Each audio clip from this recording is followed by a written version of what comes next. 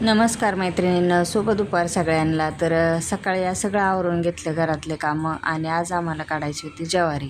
शेतात गेलो तर बघतो तर ज्वारीला एकसुद्धा कणीस नव्हतं, तरीसुद्धा ती काढायचीच होती. तर म्हटलं चला कशी काढायची.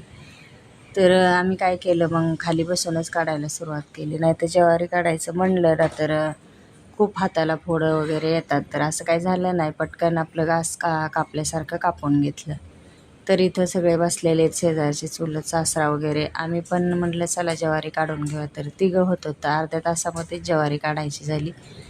आणि पाऊस असला किंवा नसला तरीसुद्धा हेच हाल आहेत, त्याच्यामुळं शेतकऱ्यांचं खूपच वाईट वाटतं. तर एकसुद्धा कणीस पाहायलासुद्धा आलं नाही किंवा हुरड्यालासुद्धा कणीस मिळालं नाही. हे फक्त आता जनावरांना खाण्यासाठी उपटून घेऊन जाणार आहेत. तर मला काढण्यासाठी मदतीला चुलत दीर आहेत, सख्खी नणंद पण आलेले आहे, कारण हे सगळं त्यांना त्यांच्या गाई म्हशीला घेऊन जायचं आहे. त्याच्यामुळं त्या पण आल्यात मुक्कामी हे काढण्यासाठी. तर असं आमचं काढायचं काम चालू आहे. तिकडं चुलत दीर आणि जाव पण बसलेले आहेत, त्यांचं पण तसंच आहे. तर मस्त आता इथं विशालचे पप्पा व्हिडिओ काढतात. तर कशी वाटली आमची ज्वारी कमेंटमधून नक्कीच सांगा. आणि बिलकुल अजिबात अशी वाढली नाही, काय नाही, हाय अशी छोटी छोटी ज्वारी राहिलेली आहे. आणि सगळ्यांचीच तीच हालत झालेली, सगळ्यांच्या ज्वाऱ्यांची.